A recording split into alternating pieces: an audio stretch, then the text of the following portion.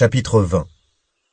L'indication du bien et l'appel à la voie droite ou à l'égarement. Allah Ta'ala dit: وَادْعُ إِلَى رَبِّكَ. Appelle les gens vers ton Seigneur. Sourate 28, verset 87. Par la sagesse et la bonne exhortation, appelle les gens au sentier de ton Seigneur et discute avec eux de la meilleure façon.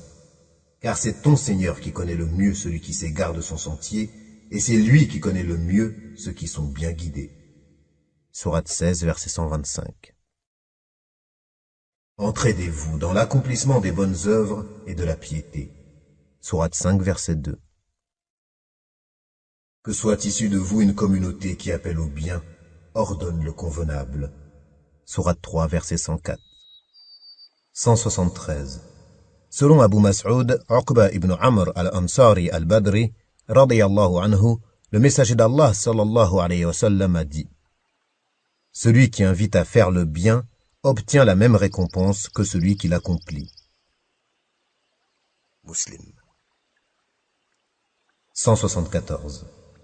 Abu Hurayrah radiyallahu anhu rapporte que le messager d'Allah alayhi salatu wassalam a dit: Celui qui appelle les autres à accomplir une bonne action obtient la même récompense que l'ensemble de ceux qui répondent à son appel sans que cela diminue leur récompense. Et celui qui appelle les autres à commettre une mauvaise action commet un péché équivalent à celui de l'ensemble de ceux qui le suivent sans que cela diminue leur péché. Muslim. 175.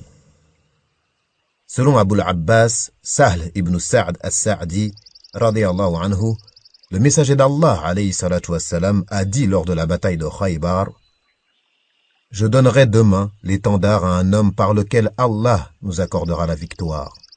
Quelqu'un qui aime Allah et son messager, et qu'Allah et son messager aiment. Les compagnons passèrent la nuit à se demander lequel d'entre eux allait l'obtenir. Le lendemain, ils se rendirent auprès du messager d'Allah, alayhi salatu wassalam, chacun espérant être désigné.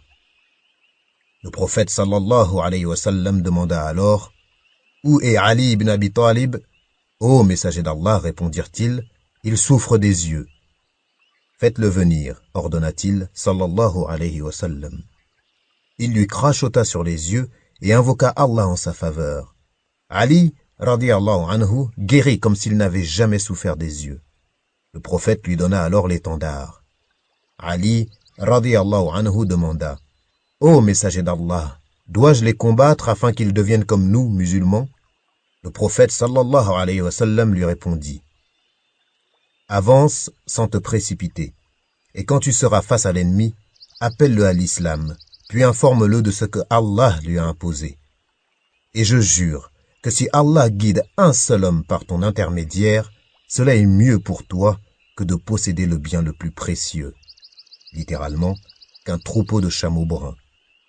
Al-Bukhari et Muslim. 176.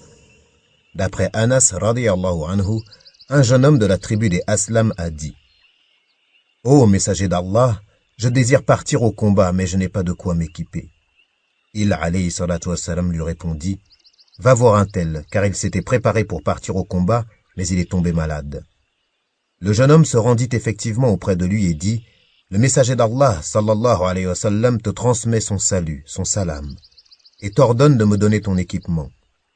L'homme dit alors à sa femme: Et toi, donne-lui ce que j'ai préparé pour le combat et n'en garde rien. Par Allah, si tu en gardes une partie, cela ne te sera pas béni. Muslim.